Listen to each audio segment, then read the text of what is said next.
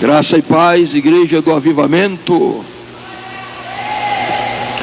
Hag Sameach Sukkot. Feliz festa de tabernáculos. Glória a Deus. Estivemos ontem aqui, trabalhando a aliança no Sinai, a palavra. E hoje vamos ser fiéis também ao tema que nos foi proposto, aliança com Davi, o reino eterno. Nós vamos ler 2 textos da palavra de Deus. Eu queria que você abrisse agora no Salmo 89. Salmo 89, versos 3 e 4.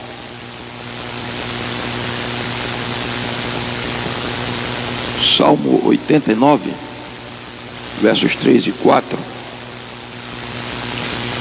Fiz aliança com o meu escolhido, jurei ao meu servo Davi, a tua descendência estabelecerei para sempre, e edificarei o teu trono de geração em geração. Agora vamos ver o cumprimento desta profecia em Lucas. Abra sua Bíblia em Lucas, capítulo 1. Vamos começar do versículo 26 e nós vamos ler até o 36 e vamos trabalhar expositivamente estes versículos do 26 ao 36 com a ajuda de Deus, do Espírito Santo e com a colaboração da igreja, orando, prestando atenção e recebendo a palavra que não é do homem, mas é de Deus no coração. Lucas capítulo 1, versículo 26. E no 6º mês foi o anjo Gabriel enviado por Deus a uma cidade da Galileia chamada Nazaré, a uma virgem desposada com um varão cujo nome era José, da casa de Davi, e o nome da virgem era Maria. E entrando o anjo onde ela estava, disse: Alegra-te, agraciada, o Senhor é contigo, bendita és tu entre as mulheres. E vendo-a ela, turbou-se muito com aquelas palavras, e considerava que saudação seria esta. Disse-lhe então o anjo: Maria, não temas, porque achastes graça diante de Deus. E eis que em teu ventre conceberás e darás à luz um filho, e pôr-lhe-ás o nome de Jesus. Este será grande, e será chamado Filho do Altíssimo. E o Senhor Deus lhe dará o trono de Davi seu pai, e reinará eternamente na casa de Jacó, e o seu reinado não terá fim. E disse Maria ao anjo: Como se fará isso, visto que ainda não conheço o varão? E respondendo o anjo, disse-lhe: Descerá sobre ti o Espírito Santo, e a virtude do Altíssimo te cobrirá com a sua sombra, pelo que também o santo que de ti há de nascer será chamado Filho de Deus. E eis que também Isabel, tua prima, concebeu um filho em sua velhice, e este é o 6º mês daquela que era chamada estéril. Posso ouvir um amém da igreja? Bom, o nosso tema essa noite é a aliança com Davi, o reino eterno. Se você leu comigo o Salmo 89, você pode voltar um pouquinho. Salmo 89.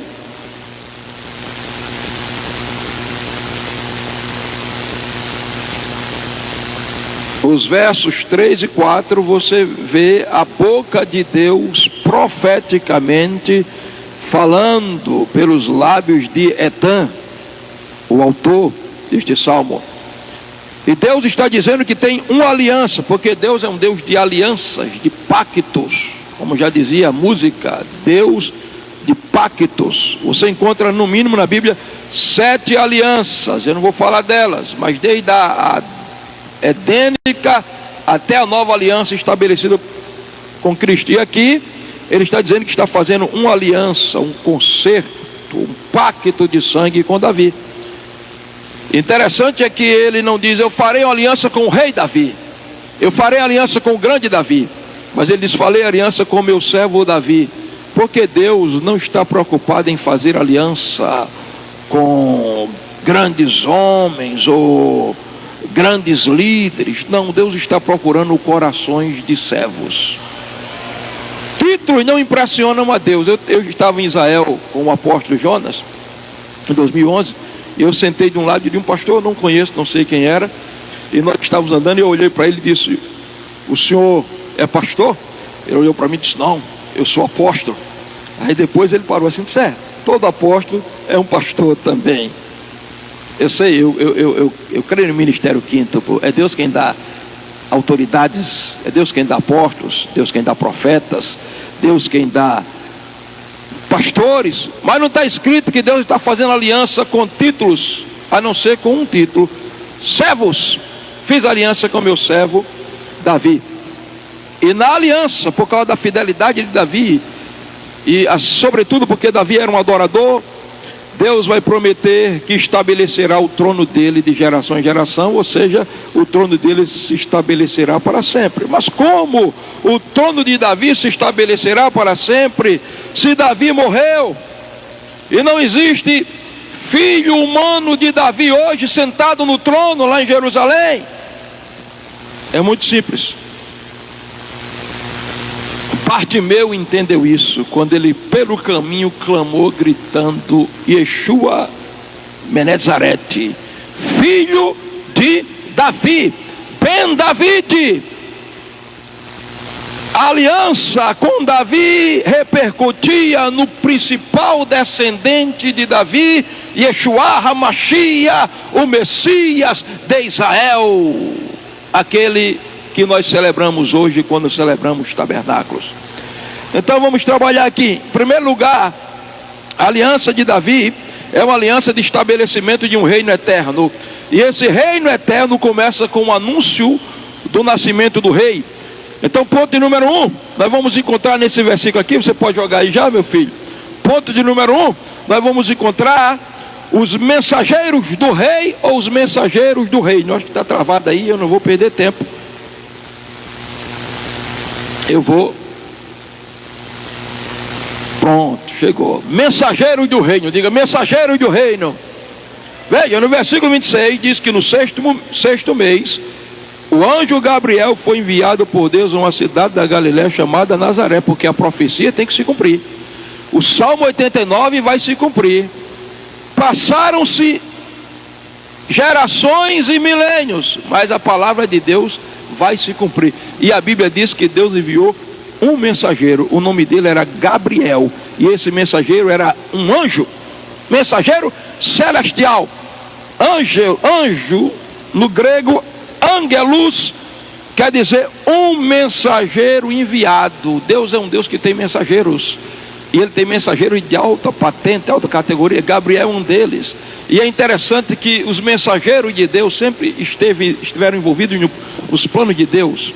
Os anjos sempre estiveram envolvidos nos planos de Deus, no plano da redenção, e estiveram envolvidos com Cristo. Por exemplo, aqui é o anúncio do nascimento de Cristo, é um anjo. Mas daqui a pouquinho ele vai nascer, e uma comitiva de anjos aparece para celebrar o seu nascimento. Aí depois ele está lá no deserto sendo tentado. A Bíblia diz que um anjo estava ali para auxiliá-lo. Ele vai para o Getsemane e um anjo está lá confortando ele. Ele ressuscita e os anjos estão lá para anunciar que ele não está mais na sepultura. Ele ressuscitou. Depois ele é assunto aos céus. Anjos sobem com ele e ele está vindo aí para reinar, e ele virá com seus anjos. Então eu tenho uma boa notícia: celebrar tabernáculos é convidar os mensageiros de Deus, os anjos, para passearem no nosso meio. E eu não tenho dúvida, eles estão aqui entre nós, porque nós estamos falando do rei. Aplauda se você entende isso. Agora, um mensageiro enviado, irmãos. Eu vou já falar da mensagem desse mensageiro aqui.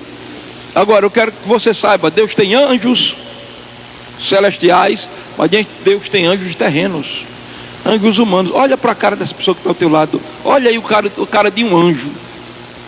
Se tiver anjo, olha a cara de uma anja. Você foi chamado para ser mensageiro de Deus. Deus foi falar para as 7 igrejas lá da Ásia. E quando ele vai falar para a primeira igreja, ele diz: ao anjo da igreja que está em Éfeso. O pastor da igreja é um mensageiro, mas todos nós somos mensageiros de Deus. Nós temos uma mensagem. Que mensagem, pastor? O rei nasceu, o rei viveu, o rei morreu, mas o rei ressuscitou, e o rei está vindo para estabelecer o reino, e o seu reino será eterno.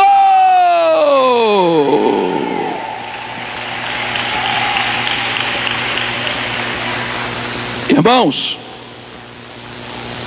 o anjo aqui tem uma mensagem, e essa mensagem eu e você precisamos carregar essa mensagem com muito mais contundência. Por quê, pastor? Porque o anjo anunciou o nascimento de Jesus, mas nenhum anjo hoje anuncia a salvação em Jesus.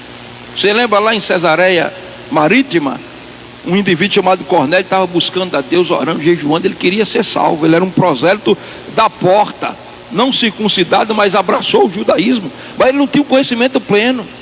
Aí o anjo apareceu. O anjo podia ter dito: Cornélio, é o seguinte, eu vim aqui para dizer que você precisa aceitar Jesus como seu salvador, se arrepender dos seus pecados, porque Jesus me transformou.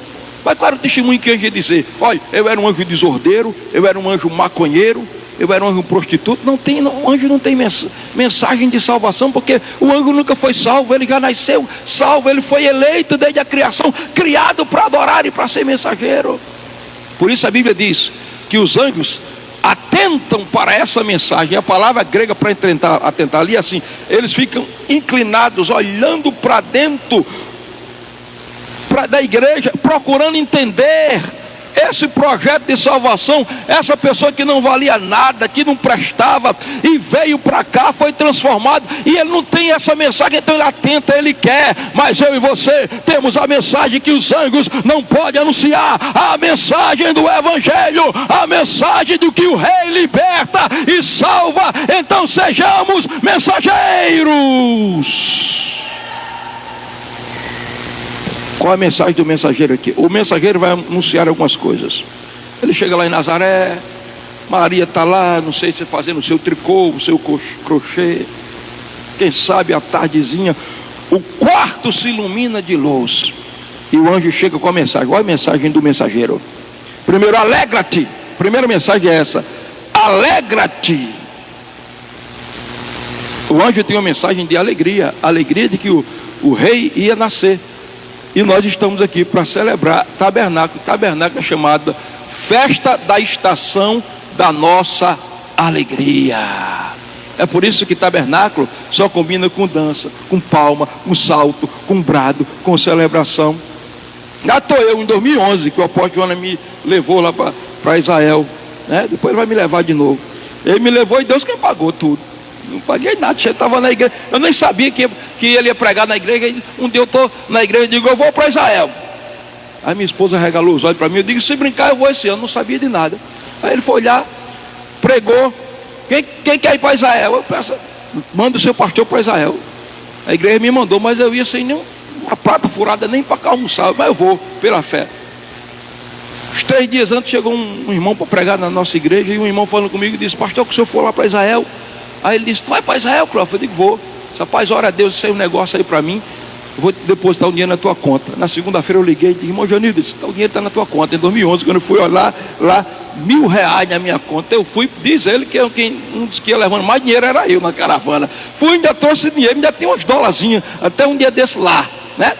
Agora, o que eu achei interessante em Jerusalém, em tabernáculo, Maria estava lá comigo também, era a festa daquele povo, a alegria daquele povo, irmãos. Eu caminhando nas praças, daqui a pouco um camarada me viu com a coleta brasileira, e ele me viu: Brasil, vem cá, Brasil. Aí, brasileiro, aí pegou na minha mão e disse: os filhos dele, Simeano, Rubem, vem cá, e pegou e começou a dançar comigo, e eu com medo de me perder da caravana, e era uma alegria grande, porque Jerusalém está em alegria, porque Tabernáculos é a estação da nossa alegria. O anjo disse: alegra-te, Maria, e eu digo para você: se alegre, tira a tristeza do rosto, bote um sorriso colgate, porque não há alegria maior do que a alegria de ser salvo.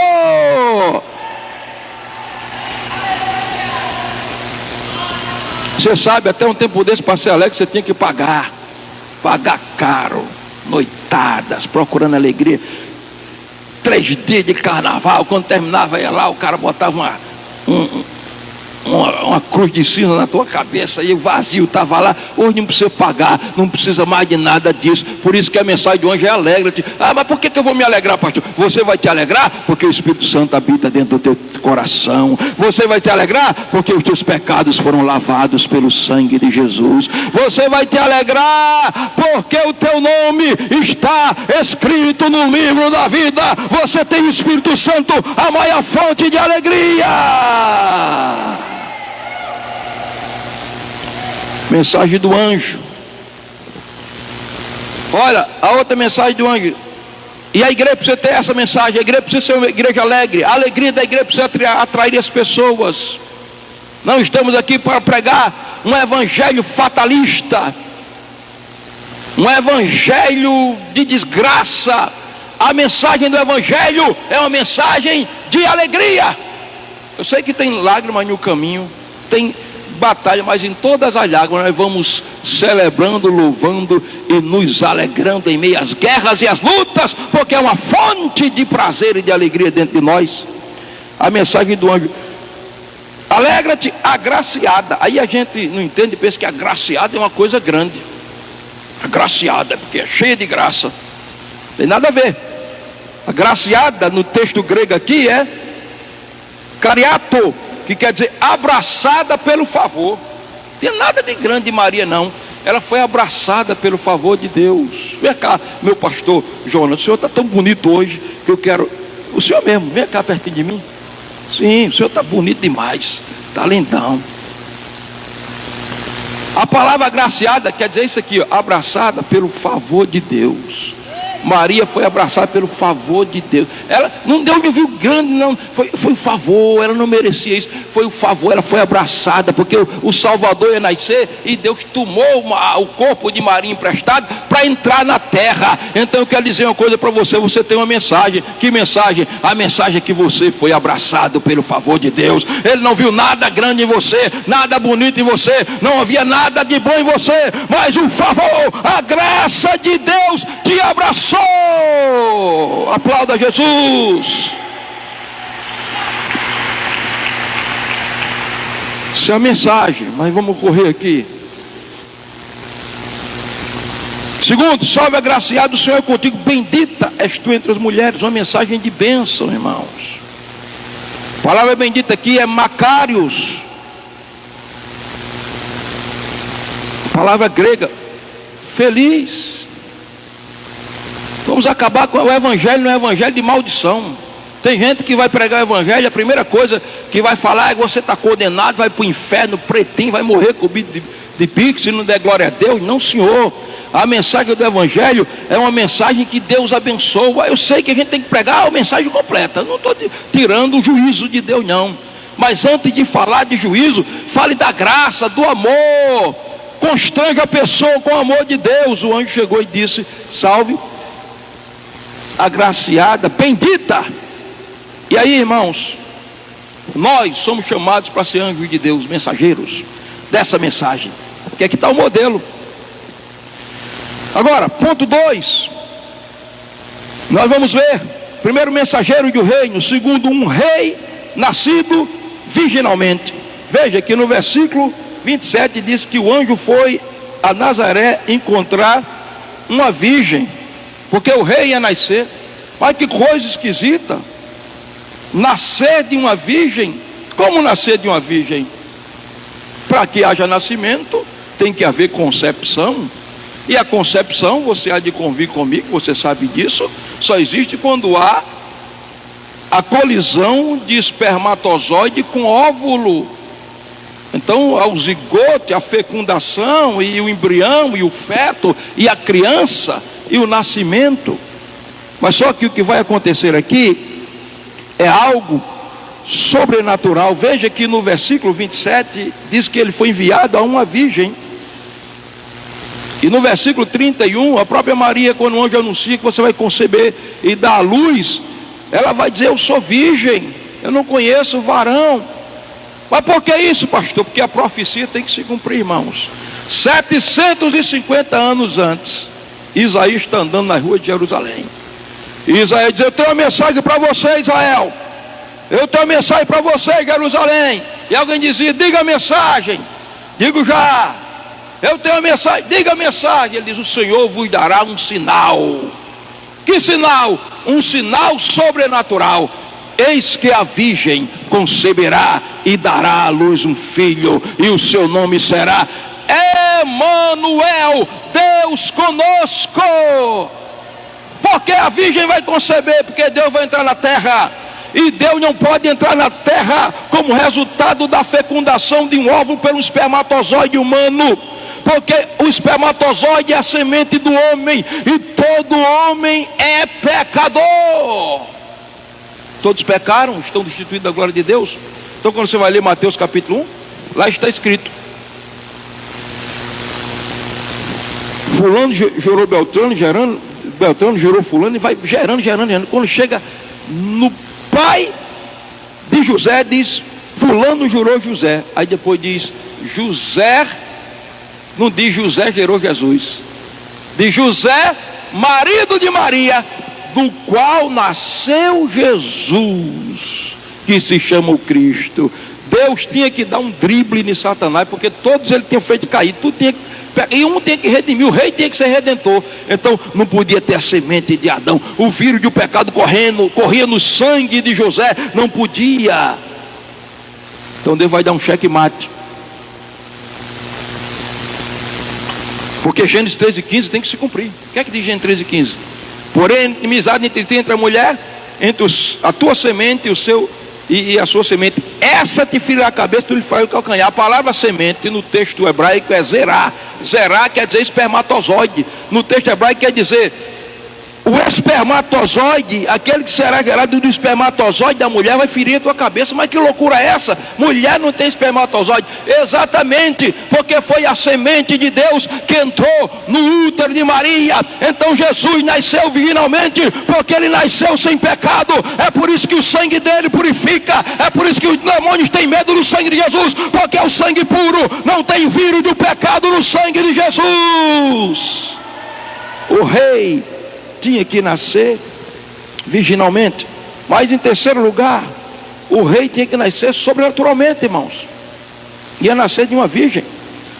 Mas esse nascimento não podia ser natural, porque não existe, não tem como se uma virgem engravidar naturalmente. Então tem que ser sobrenatural. Aí o verso 35 diz, quando Maria diz: mas como é que vai acontecer isso? Eu sou virgem. Mas não se preocupe, descerá sobre ti o Espírito Santo, o poder do Altíssimo te cobrirá com a sua sombra, pelo que o santo que de ti há de nascer será chamado Filho de Deus. Maria, eu estou trazendo uma semente aqui, a semente da palavra de Deus. O Salvador vai nascer. Mas como é que vai acontecer isso? Vai ser como na criação, lá em Gênesis 1. Deus libera a palavra e o Espírito desce, choca a palavra e a vida nasce. Vai ser assim, da união entre a palavra de Deus que está sendo liberada e o Espírito Santo no teu útero, haverá uma fecundação sobrenatural, e um homem vai entrar nessa terra, que não é somente homem, mas é Deus, e ele será o rei. Nascimento sobrenatural. Mas em quarto lugar, nós vamos encontrar um rei salvador, porque o versículo 31, quando Maria pergunta, ele vai dizer que o nome dele, esse que você vai conceber, o nome dele será Jesus. Diga comigo, Jesus. Diga Jesus. No aramaico, Yoshua. Diga Yoshua. Yoshua quer dizer Yahvé é salvação. Jesus quer dizer salvação de Deus. Então o rei que vai nascer não é qualquer rei. O rei que vai nascer é o que vai salvar a humanidade. Então a primeira mensagem da igreja tem que ser a mensagem da salvação, porque o rei veio para salvar. Há um plano de Deus, o plano da salvação. Que é a salvação, o grande escape de Deus para a raça humana. Para quem é a salvação? Para todos os homens, porque o Filho do Homem veio buscar e salvar todos os que se haviam perdido. Como ser salvo? Crendo em Jesus Cristo. Crê no Senhor Jesus Cristo e serás salvo, tu e a tua casa. Quem pode salvar? Em nenhum outro há salvação, porque debaixo do céu nenhum outro nome há dado entre os homens, pelo qual importa que sejamos salvos. O seu nome será Jesus, porque Ele salvará. Como é o nome dele, igreja? Como é o nome dele, igreja? Onde estão os salvos essa noite? Quem salvou você? Como é o nome dele, igreja? Esse é o único nome que salva, e se salva, liberta, e se liberta, transforma, e se transforma, cura, e se cura, aviva, e se aviva, levanta, e se levanta, restaura. A salvação do Brasil está em Jesus.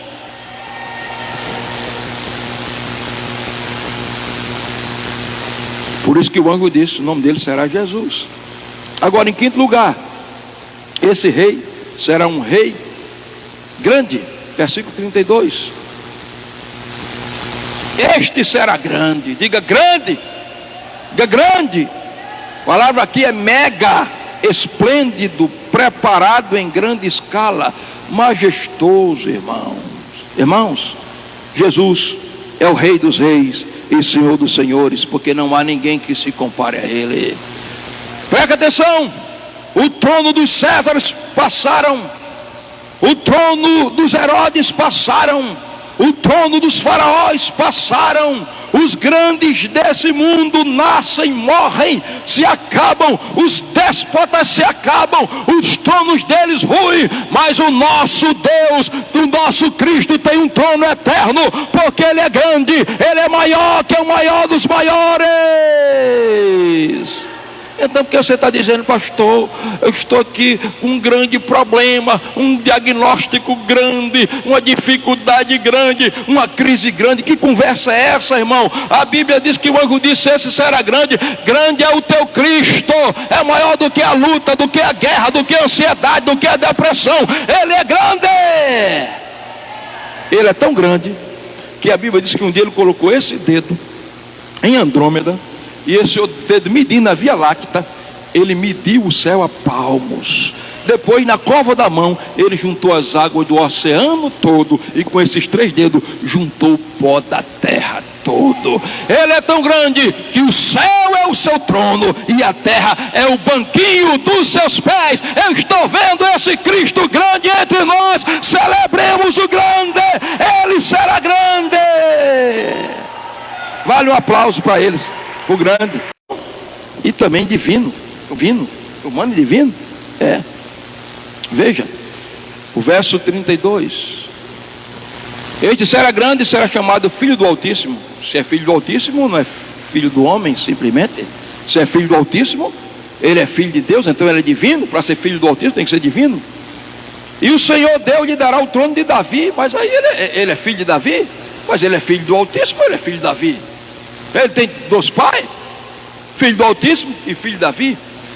O nome disso aqui em teologia é o Cristo teândrico. Palavrão é essa, pastor? Maria estudou comigo, né, Maria?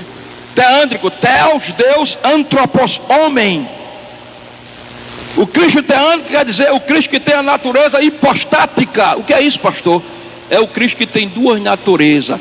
Ele é filho do Altíssimo, mas ele é filho de Davi. Filho do Altíssimo, natureza divina. Filho de Davi, natureza humana. Irmãos, isso é tremendo. Todos os deuses aí das nações, do paganismo. Eles são Deus distante, eles não interagem, eles exigem sacrifício. O nosso Deus é diferente, irmãos. Ele entrou na terra, via nascimento, chorou como bebê, engatinhou, aprendeu a falar, esteve nos braços de uma mãe humana amamentando, cresceu, sofreu, morreu e ressuscitou, vive eternamente. Por isso teu Deus te entende, Ele conhece o teu sofrimento, as tuas dores. Ele já chorou, Ele já sentiu fome, Ele já sentiu sede, Ele morreu, Ele sabe o que é a morte, mas Ele ressuscitou e vive eternamente. Então não se desespere, eu estou sofrendo tanto. Deus sabe, Jesus sabe. Ele foi homem. Então aqui nós temos um rei que é humano e um rei que é divino. E o profeta, entendendo isso, você pode abrir comigo, Isaías capítulo 6, a gente volta já para cá, porque a gente chega no reino eterno, antes do arrebatamento da igreja, em nome de Jesus, hoje. Isaías, no capítulo 9, o profeta vai profetizar o nascimento desse rei. E no versículo 6 ele vai dizer: porque o menino nos nasceu, um filho se nos deu, e o governo está sobre os seus ombros.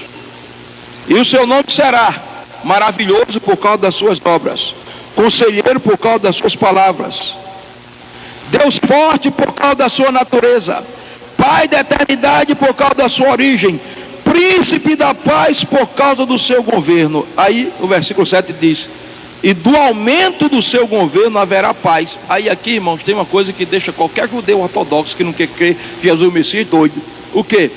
O versículo 7, a palavra aumento no hebraico termina com men.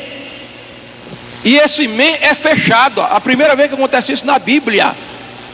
Não existe isso em canto nenhum, men fechado. O men fechado só aparece aqui quando esse menino, que é o Messias, vai nascer. E o men, na letra hebraica, é a figura de um útero. O profeta está dizendo: o rei que vai nascer, o nome dele é Deus forte, é conselheiro, é maravilhoso, é príncipe da paz, é pai da eternidade. Mas ele nasce de um útero fechado. Como assim? Porque ele vai nascer de uma virgem. Porque ele será homem, ele será Deus, mas será homem. Então, como homem, ele sente sede. Como Deus, ele oferece água da vida. Como homem, ele sente fome. Como Deus, ele diz: eu sou o pão vivo que desceu do céu, quem de mim se alimenta jamais morrerá. Como homem, ele chora. Como Deus, ele diz: mulher, não chores, e ressuscita o morto. Como homem, ele dorme na tempestade. Como Deus, ele se levanta e diz: mar, aquieta-te, e vento, acalma-te. Como homem ele morre, mas como Deus ele ressuscita e jamais morrerá.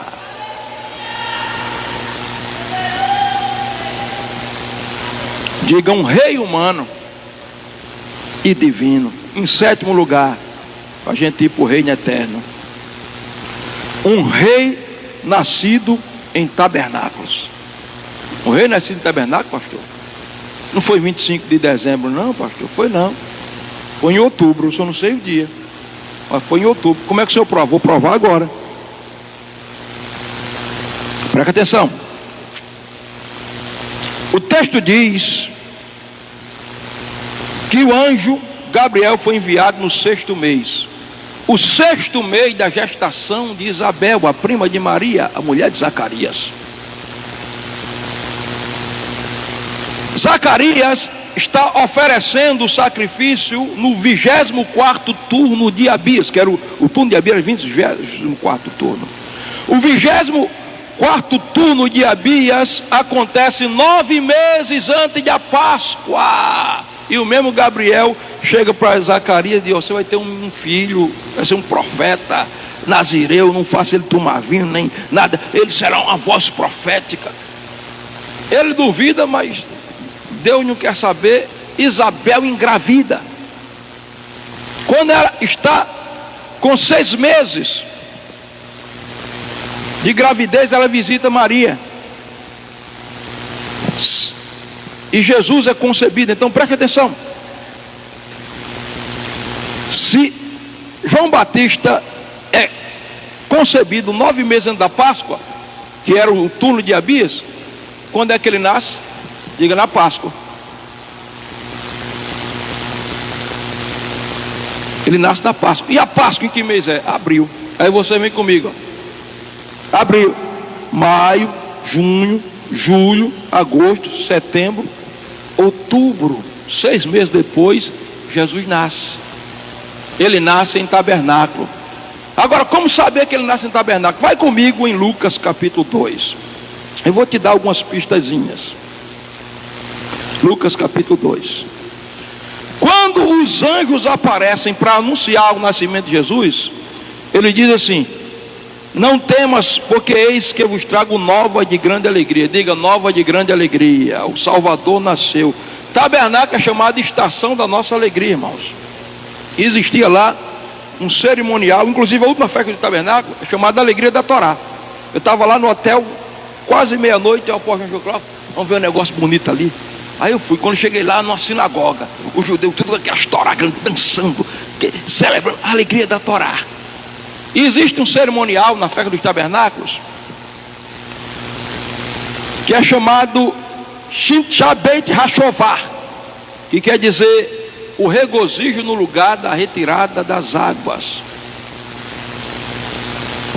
Você lembra que no último dia da festa dos tabernáculos, lá em João 7,37, Jesus se levantou, ficou de pé e disse: se alguém tem sede, venha a mim e beba. Quem crê em mim, como diz as Escrituras, do seu interior fluirá um rio de água viva. Isso disse ele do Espírito que iam receber os que nele crescem, porque o Espírito não tinha sido dado ainda, porque Jesus não tinha sido glorificado. O que é que Jesus está falando ali? Jesus está falando desse ritual, o regozijo do lugar da retirada das águas. Cadê a menina que dança? Vamos fazer um teatrinho aqui, para não ficar só eu falando e vocês interagir. O pessoal da dança, o pessoal do louvor, sobe aqui um pouquinho, bem ligeirinho, para a gente representar isso aqui.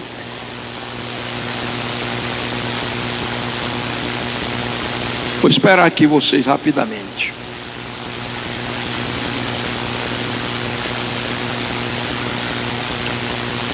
Então veja, existia este cerimonial.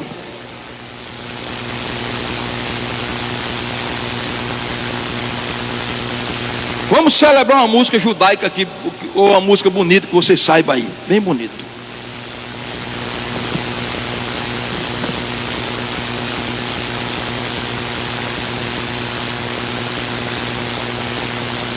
Pode ser hebraica ou não, que seja de celebração, um louvor de celebração, bem bonito.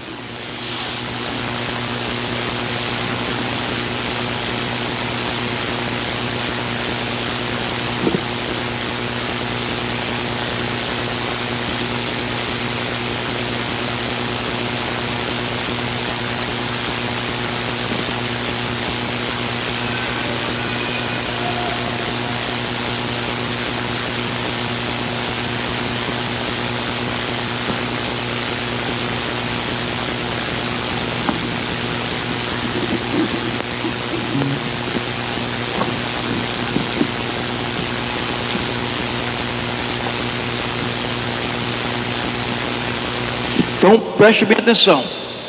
Esse é o cenário. Jerusalém está em festa, é festa dos tabernáculos, e eles vão celebrar agora o regozijo, a alegria no lugar da retirada das águas.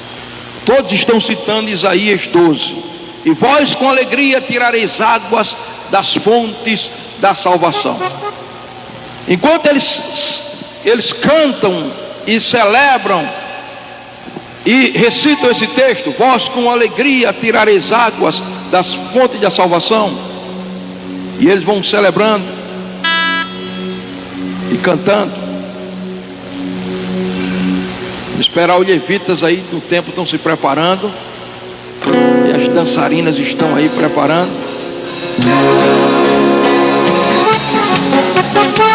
Vamos ficar de pé.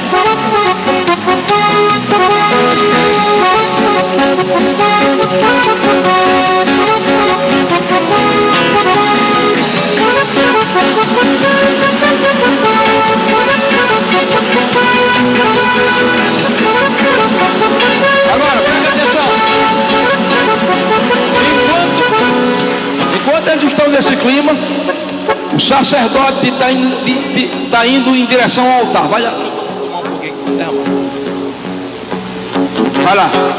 O sacerdote está indo em direção ao altar. Um vaso de prata.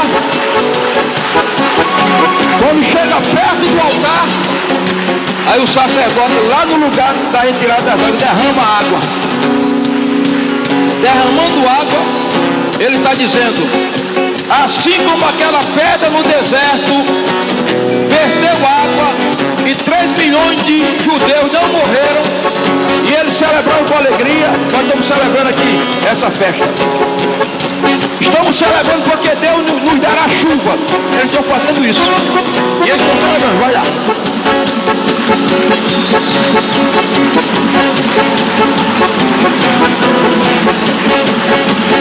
Aí, quando eles estão nessa alegria toda, Jesus vai se aproximando. Jesus vai se aproximando, o Mashiach. Aí Jesus olha, rapaz, está ali, estão derramando a água para simbolizar a pedra que verteu água no deserto. O Deus que vai trazer chuva, ele não sabe que a pedra sou eu. Paulo disse: a pedra era Cristo, a pedra sou eu. Aí Jesus olha e vê aquele povo alegre, mas tinha gente triste ali, gente ali preocupada, gente ansioso. Aí Jesus, pode subir aqui em cima? Pode subir aqui em cima. Jesus sobe no lugar mais alto assim, aí olha para aqueles corações, aí diz: minha gente, aquela pedra você não sabia, aquela pedra sou eu. Então deixa eu dizer uma coisa para vocês. Eu vou falar algo que vocês não ouviram ainda, mas vocês precisam ouvir. Se algum de vocês aí tem sede verdadeira, sede de alegria verdadeira, venha a mim, beba. Quem crê em mim, como diz as escrituras, do seu interior fluirão rio de águas vivas. Eu sou a fonte da verdadeira alegria. Celebrar tabernáculos é celebrar a estação da nossa alegria, porque eu nasci em tabernáculo. Muito obrigado. Senão a gente não termina de pregar. Agora, estação da nossa alegria. Outra coisa que aponta para tabernáculos, irmãos, Lucas 2:12, como sendo o nascimento de Cristo, é essa palavra: isto vos será por sinal, acharei o menino envolto em faixas ou em panos. Os anjos disseram: você vai encontrar o menino envolto em panos. Eu sei que é porque o menino era recém-nascido, mas faixas e panos aqui, podem sentar vocês, facas e panos aqui aponta para uma realidade que acontecia em tabernáculo. Como assim, pastor? Existiam 4 menorais de 20 metros que ficavam iluminando Jerusalém perto do templo, e os pavios daqueles menorais gigantes eram acesos com vestes velhas dos sacerdotes.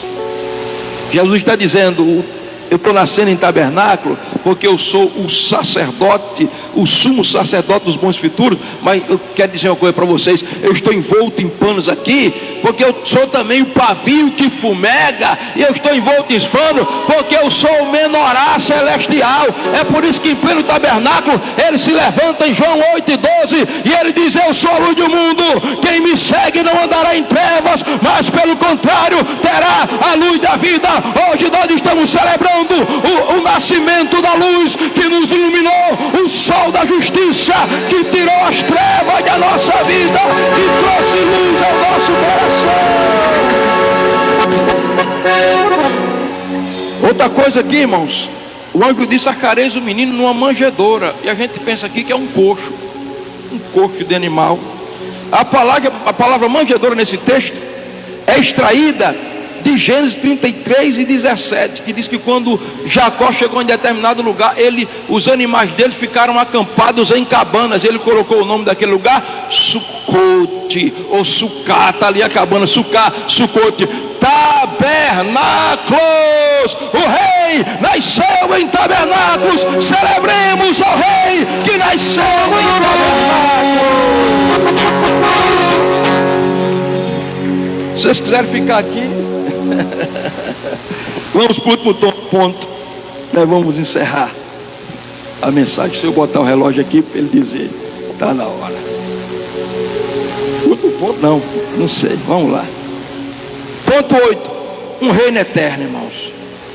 Depois que o anjo disse tudo isso, no versículo 33, O anjo disse: ele reinará eternamente na casa de Jacó, e o seu reinado não terá fim.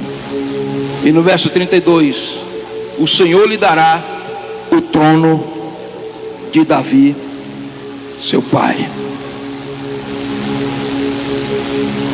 O Senhor lhe dará o trono de Davi, seu pai. Lembra-se que nós começamos falando da aliança com Davi. O trono de Davi, apóstolo Jonas, até hoje está desocupado. Não apareceu o descendente ainda para sentar. Mas deixa eu te dar uma notícia, uma boa notícia. Eu acredito que está chegando o dia em que a profecia vai se cumprir. Trono no grego aqui é uma cadeira de estado para administração divina. Você sabe por que o mundo vive um caos? Eu sei, eu não vou falar isso não vou falar, deixar para lá. Mas às vezes a gente coloca expectativa em homens. E se formos de Deus, é bom colocar expectativa, mas às vezes eles nos frustram. E por melhor que seja o governante, ele pode ter um deslize, os pés são de barcos. Então o mundo nunca terá um governo perfeito, por melhor que seja ele. Mas deixa eu dizer uma coisa para você: um dia a profecia vai se cumprir, e ele sentará no trono de Davi uma cadeira de estado para administrar, e a administração não terá deslize, nem falta, e nem terá corrupção, porque será administração divina, será Deus governando o mundo através de Cristo. E o texto vai dizer que ele vai sentar no trono de Davi, porque ele é da casa de Davi, irmãos. Oikos, família de Davi. Por que a família de Davi? Quem foi Davi? Um dos maiores reis de Israel. Quem foi Davi? Um judeu. Quando o João está chorando lá, não chora, João, porque ele diz: eis aí o leão da tribo de Judá. Quando ele olha, e não é só o leão da tribo de Judá, ele é o leão da tribo de Judá, mas ele é raiz de Davi, ele é o broto de Davi, ele é aquele que nasceu da descendência de Davi. Isso quer dizer, irmãos, que por causa da aliança que Deus fez com Davi, o descendente de Davi governará as nações da terra. Agora, o descendente de Davi é descendente de Davi, não é descendente de Buda, não é descendente de Maomé, não é descendente de Allan Kardec, é descendente de Davi, é um judeu. É por isso que nós celebramos tabernáculo. Não são as festas judaicas simplesmente, são as festas da Bíblia, porque a Bíblia é judaica. Moisés, judeu; Davi, judeu; Elias, judeu; Daniel, judeu; Ezequiel, judeu; Jeremias, judeu; Mateus, judeu; Marcos, judeu; Paulo, judeu; Jesus, leão da tribo de Judá. A igreja tem que amar Israel, tem que ter aliança com Israel. E nessa noite nós quebramos toda maldição, toda palavra de maldição dita por autoridades brasileiras contra Israel, e nós abençoamos a casa de Davi. Aplauda Jesus.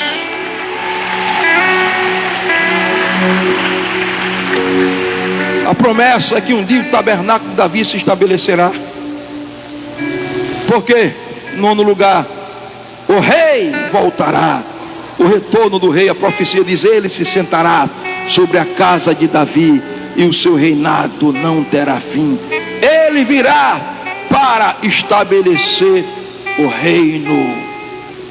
O texto está dizendo isso. Vou fechar a Bíblia e vou dizer que esse dia está chegando, irmãos.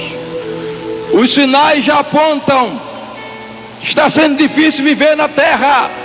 Os reinos humanos estão ruindo. Israel ameaçado pelos seus inimigos. Apostasia, frieza espiritual, pandemias, tsunamis. O que é isso? Ele prometeu que ia voltar, e ele vai voltar. E Paulo teve a revelação em 1 Tessalonicenses de como ele volta. Capítulo 4, versículo 16, ele disse: o mesmo Senhor, o Rei, o mesmo Senhor descerá do céu. Não é outro. Quem é o mesmo? Não é Allan Kardec, não é Buda, não é Maomé, não é. É o mesmo que nasceu em Belém, o mesmo que foi anunciado pelos anjos, o mesmo que morreu nas portas de Jerusalém, o mesmo que ressuscitou em Jerusalém, o mesmo que subiu do Monte das Oliveiras. O mesmo Senhor descerá do céu. Aí Paulo vai dizer como é que ele vai descer. Descerá do céu, primeiro com alarido. O que é alarido? É um grito. Para que o alarido, hein? Para despertar os que dormem. Os que morreram em Cristo ressuscitarão primeiro. Então está lá Abraão, ninguém tem nem restos mortais. Está lá Abel, o primeiro justo que derramou sangue. Está lá Elias, está lá Daniel. Daqui a pouquinho o Senhor, ele vai descer do terceiro para o primeiro céu, porque tem 3 céus: terceiro, segundo e terceiro. Terceiro, segundo e primeiro. Ele vai descer do terceiro para o segundo, terceiro para o segundo céu, nos ares. E ele vai gritar assim para Abraão: Abraão, Moisés, Paulo. Descerá com alarido e os mortos ressuscitam. Quando os mortos ressuscitam, aí ele olha assim para o pai e diz: pai, vem cá meu amigo aqui do chofar. Pega o chofar. Vamos tocar o chofar. Aí quando os mortos começam a ressuscitar com um brado, o alarido. Deixa eu tomar água enquanto o pai prepara o chofar para tocar o chofar. É o reino eterno. Quando os mortos começam a ressuscitar, aí Jesus diz que é a trombeta de Deus, é o chofar de Deus. Quem vai tocar é o pai. Pai, está na hora, toca o chofar.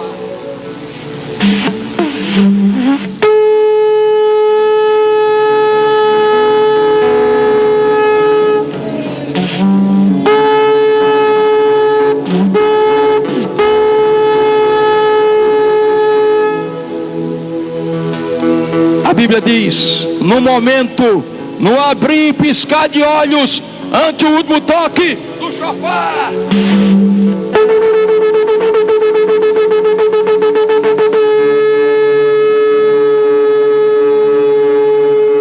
nós seremos arrebatados, e esse corpo que é corruptível se transformará em um corpo incorruptível. O corpo que é mortal se transformará em um corpo imortal. Agora, termina aqui não, vem cá, pai. Escute, nesse momento, aviões começam a cair sem piloto. Se for o copiloto, não tem Jesus, ele segura lá, né? Mas não cai. Acidentes, uma confusão no mundo. Os crentes foram arrebatados. A última, aquela música: onde está aquele povo barulhento?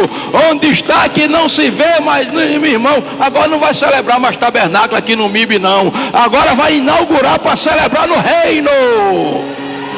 Escute, quando isso acontece, João viu no Apocalipse. Apocalipse capítulo 12. E onde houve batalha no céu, Miguel e os seus anjos batalharam contra o dragão, e o dragão e os seus anjos batalharam contra Miguel. Quando a igreja está subindo, os mortos ressuscitando, aí Jesus diz: pai, agora aquele outro toque, o toque de guerra, porque a gente tem que desocupar. Olha, aqui é o encontro do noivo com a noiva, tem que desocupar o lugar que está ocupado. O toque de guerra, pai.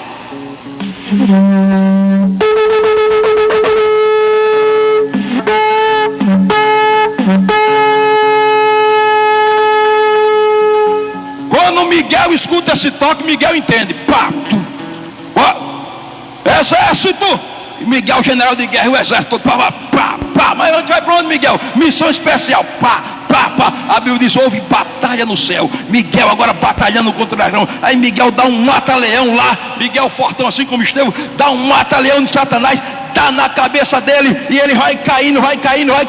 E a Bíblia diz que o diabo caiu na terra e caiu no meio de vós, e tem grande ira, porque falta pouco tempo. Agora presta atenção: é ele descendo e a igreja subindo no arrebatamento. Porque onde a igreja está, ele tem que cair. Muito obrigado. É o reino eterno.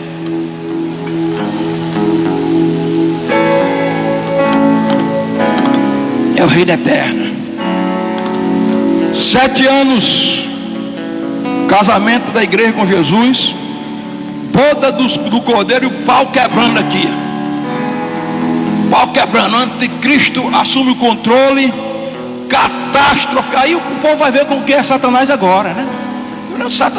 Satanás, irmão, ainda não atua em plenitude, embora ele tenha solto do planeta, mas ele vai estar aqui. E a tríade satânica, o dragão, a besta, o falso profeta, o dragão, o falso profeta, que vão estar manipulando tudo. 7 anos o pau quebrando aqui, mas o reino tem que ser estabelecido, a profecia tem que se cumprir. Depois de 7 anos, Israel agora cercado pelos exércitos inimigos de uma vez, lá no Armagedon. Eu estive lá com o apóstolo Jonas, aquele vale grande, cercado, acossado. Eu não tenho tempo para me aprofundar, eu estou aqui dando uma pincelada nisso, isso é escatologia. Cercado pelo anticristo, Israel não tem mais o que recorrer aí, Zacarias, Yom Kippur, que agora o trombeta já aconteceu. O trombeta é o dia oculto, o dia do arrebatamento é trombetas. Yom Kippur, Israel dobra o joelho. Zacarias 12:10. Derramarei o espírito de graça e de súplica sobre a casa de Davi, por causa da aliança, e sobre os habitantes de Jerusalém. Ele levanta as mãos e diz: Senhor, agora nós lembramos o Yeshua HaMashiach, o que crucificamos. Ele é o Messias. Senhor, nos livra. Levantamos os nossos olhos para o monte, de onde vem o socorro. O socorro vem do Senhor, que fez os céus e a terra. Aí Jesus diz: espera aí, minha gente, para a festa. Anjo, para de tocar tudo, para a festa aí, que agora eu vou trocar de roupa. Mas o senhor vai trocar? Vou. Ele entra no camarim, tira a roupa de noivo, e ele já vem com a roupa de guerreiro agora diamantes na cabeça, agora os olhos como chama de fogo, agora na coxa escrito Rei dos Reis, Senhor dos Senhores. E ele diz: Miguel, traz o meu cavalo de guerra. E ele monta no cavalo, e os exércitos do céu, cada um no seu cavalo. E João disse: eu vi os céus abertos. O que você está vendo, João? Um jumentinho. Não, eu estou vendo um cavalo branco, e o seu cavaleiro se chama Fiel e Verdadeiro, julga e peleja com justiça.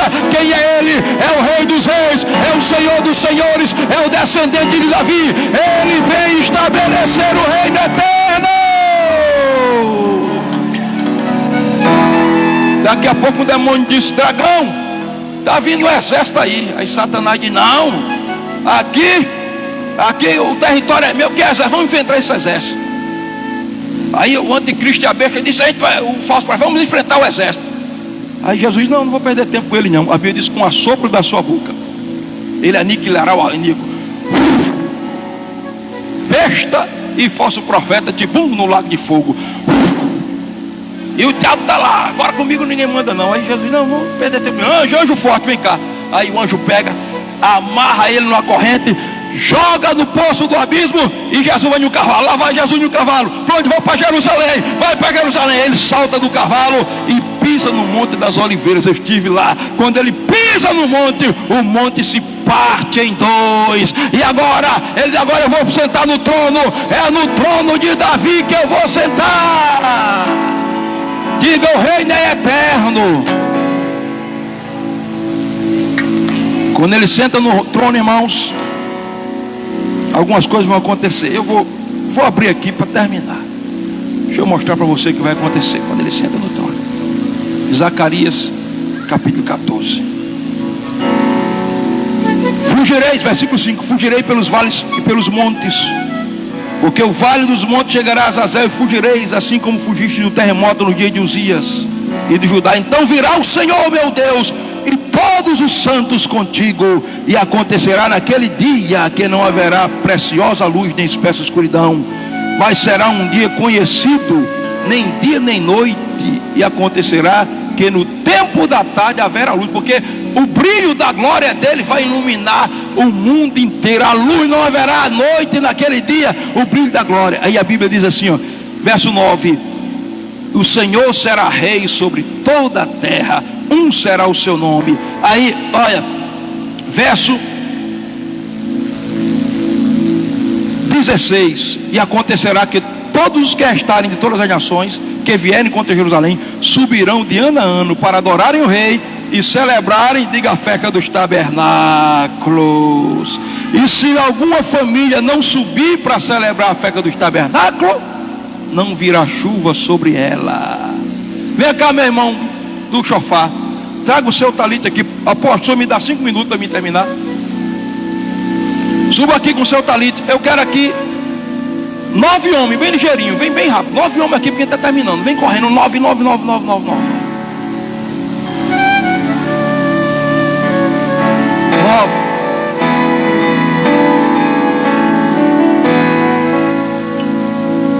Traga o seu talite, meu irmão. Pode deixar o chofar aí, traga só o talite. Eu quero 9. Tem quantos aqui?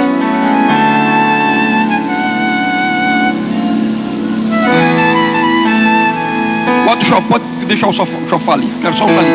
Deixa o chofar com a porta antes.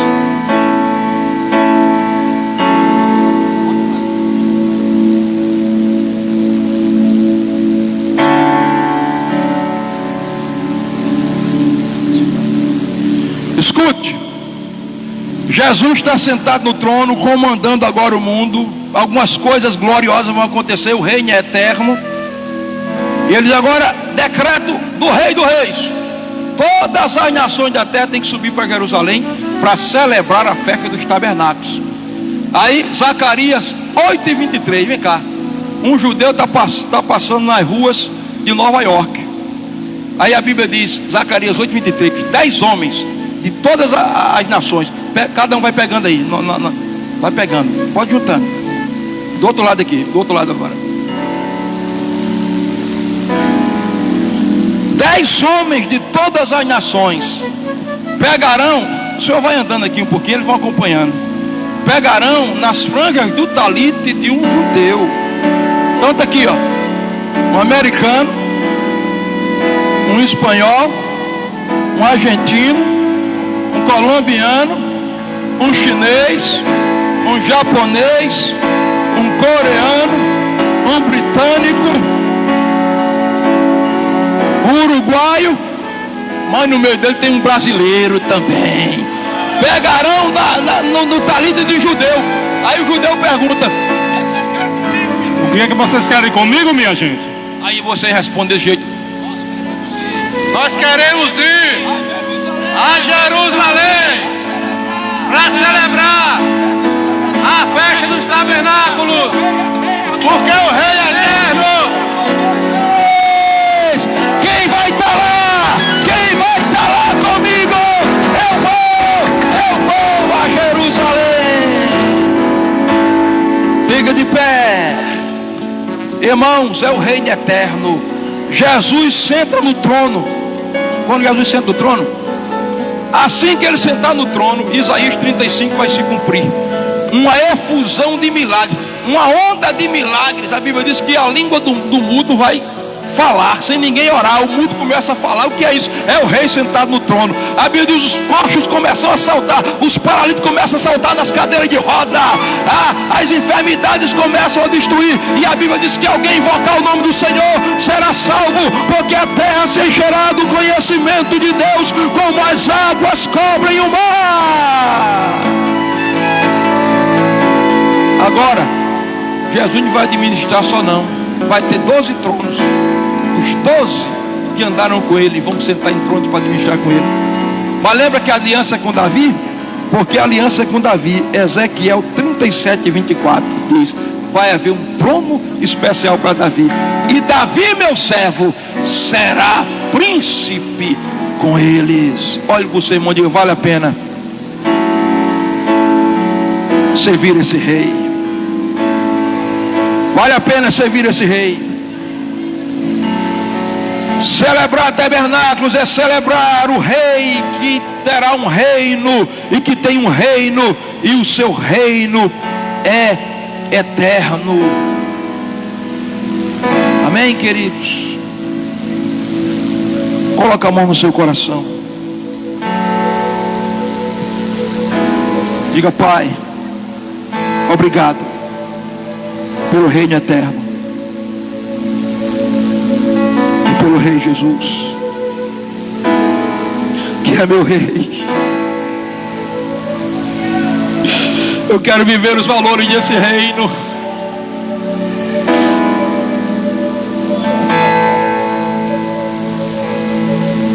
Diga: Pai, eu entro em aliança contigo nessa noite, porque eu sei que o reino está se aproximando. Eu quero ser arauto desse reino e viver os valores desse reino. Vocês podem cantar.